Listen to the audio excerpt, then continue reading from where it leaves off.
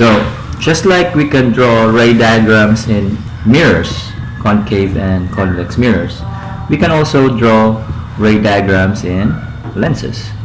So, but first we have to define some things first. Just like before, this line is the principal axis, right? And then we have this lens at the center. Now this lens has a line at the center, and that line is the lens axis, okay?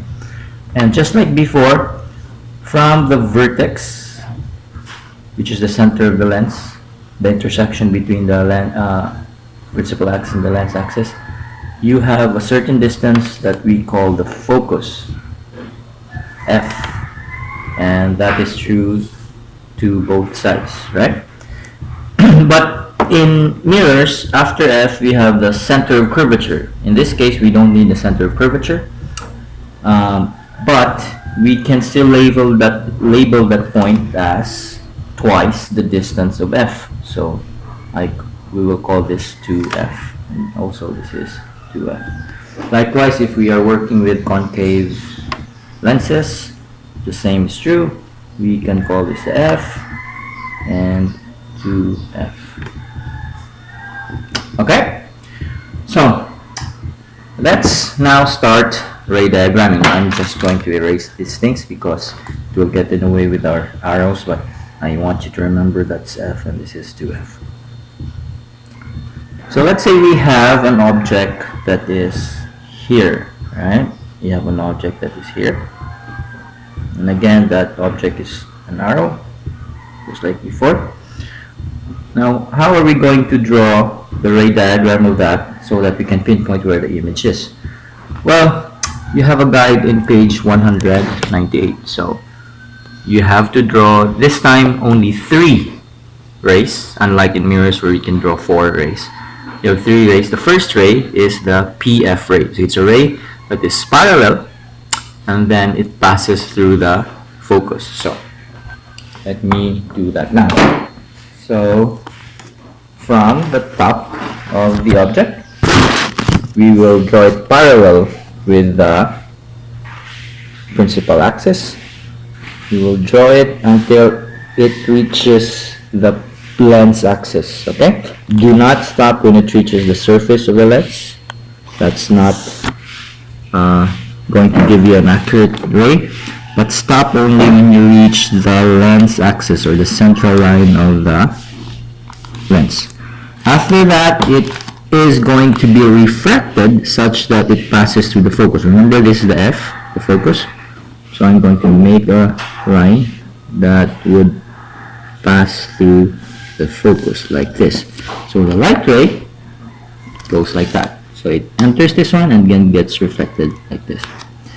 Then the second ray that you're going to draw is the opposite, the FP ray. So this ray passes through the focus first, right? It passes through the focus first and then ends up being parallel to the lens axis. So I have the focus right here, right? This is F, this is 2F. So from the top, I'm going to make a line that will pass through the focus. Okay. Now the lens that I draw is too short to accommodate the ray, but it's no problem. We can actually extend the lens axis like this. We can extend this lens axis so that we would know where the light ray is supposed to bend, right? So now you might be thinking, sir, wouldn't that light ray count? Will it not count anymore because it's not passing through the lens? No, that still counts as long as you extend the lens axis. So again, just like before, after it reaches the lens axis here, that's when you will refract the light ray, and according to your book is gonna be refracted in such a way that it becomes parallel to the lens, principal axis. So passes through the focus and then becomes parallel. Okay? Now the third one, the last one, is the V-ray. So the V-ray is a ray of light that passes through the vertex. Now remember, right over here, the vertex is where the principal axis and the lens axis meets. So we are just going to draw a line that passes through the lens axis, still coming from the top of the arrow. And again, according to the rule, a light ray that passes through the center of the lens or the vertex continues to travel in the same direction. So meaning it's as if it's not refracted. So this will not bend, this will just go straight like so. Okay? So now we're done with our three rays. So you have the PF ray, parallel ray that passes through the focus, right? Then you have the FP ray, meaning a ray that passes through the focus and then becomes parallel. And then you have the V ray, the ray that passes the vertex and just goes straight without changing direction. So just like before, we can determine the image formed by this object by looking at where the light rays, the three light rays, converge. So the three light rays actually converge here. So that means we have an image formed right around here. Okay, so this is the object and that is the image form. So if we summarize the properties of the image, number one, it's a real image, right? Again, real images are formed by real light rays. So we did not have to extend back the light rays to form the image. The light rays really meet at this point. So that means the image is real.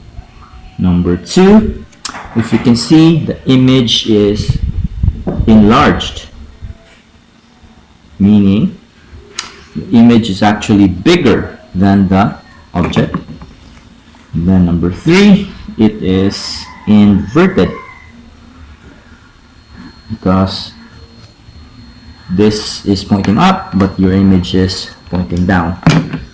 Then number four, as to the location where it is located, well, you can have as landmarks the vertex, the focus, and the 2F. So this is V, F, and 2F. So if you can see, the image is located beyond 2F. So we say the location is beyond 2F. So meaning it is farther than 2F. So the location of the image form is beyond 2F.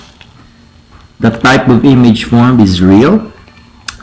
The orientation is, it is inverted, and the size, it is enlarged. Okay? So this is just one of the images that can be formed in a convex lens.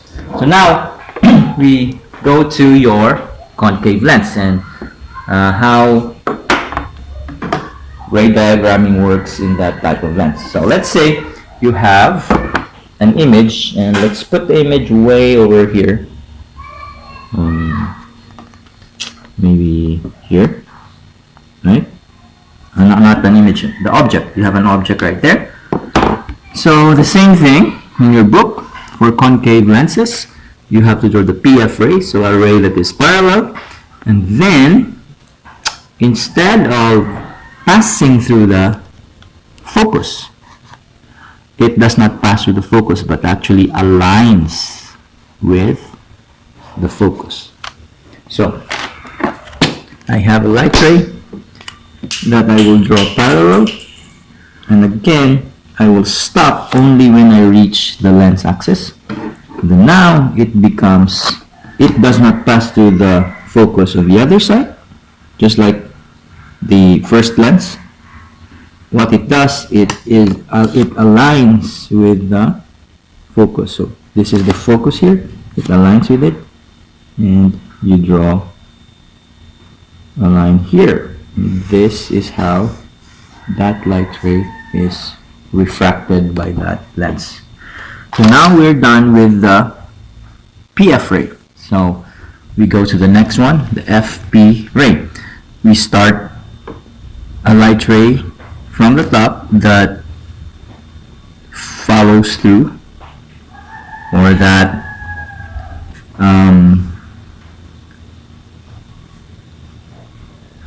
that passes through the focus, and then I was looking at the convex lens.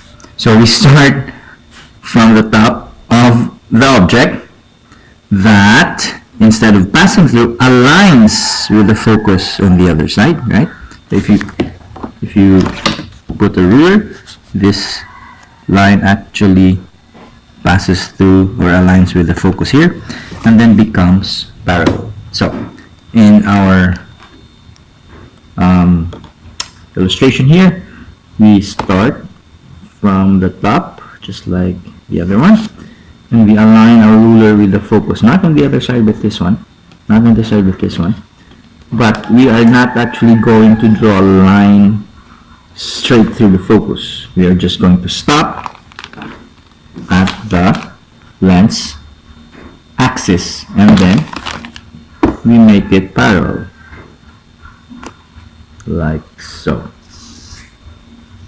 Okay, so now we have the second ray. So now we go to the third ray. The third ray is this one, not this one. Don't get confused, just like what I did.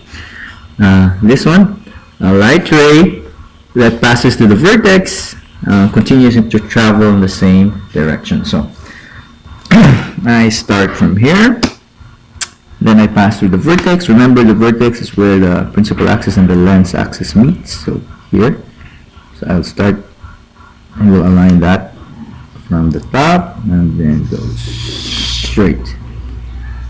So remember, this V ray does not change direction. As it passes through the vertex, it goes straight. Right? So now we have successfully completed our three light rays. The P aligning with the F ray, and then the ray that is aligning with the focus and then becomes parallel, and then you have the V ray which passes through the vertex in a straight manner. So again, how do you trace where the image is? For a convex lens, you just have to look at where the light rays are meeting, right? Where the light rays converge. But unfortunately, for our concave lens, the light rays actually do not meet at a certain point. So all of them are going off to different directions. So again, the best thing that we could do here is to trace back the light rays, right? We trace back the light rays by tracing the reflected light rays to a certain point and hoping that they meet somewhere. So for example, this one, if I trace this back, it will end up here, and if I trace this back, it will end up here. And obviously this one, if I trace this back, it will meet here. So voila, you have a place where all the three rays, the V ray, the FP ray, the PF ray meet. It is at this point. So at that, with that, we can conclude that there is an image formed here. If there is an image, let me use a different color so that it's recognizable. There's an image that is formed here. And again, since the light rays come from the top of the object, then in the image, that is also where the top of the image, that's also where the light rays would form the top of the image, right? So in summary, we can now tell the type, the location, and the orientation, the size of the image. So number one, what is the type of image form? So this is a virtual image. And again, I want you really to understand why it is called virtual. Here it's called real because the light rays really meet at that point, right? Here, the light rays do not really meet at that. We just extended the light rays backwards, and so they meet at that place. So we call it a virtual image. And then second, well, what about its size? Well, the size is, this is the object and this is the image. The size is, right, the size is smaller, or your book uses the term reduced. Okay? And how about its orientation? Well, we can see the object is pointing up, the image is pointing up, so the orientation is upright. Okay? Now, how about the location? Where is the image located? Well, the image is located, again, your landmarks are the vertex here, F to F. So, the image is located somewhere between V and F. So, you say the image is between F and V. Okay? So, that is how you make, or that is how you proceed with ray diagramming any image formed by an object using lenses.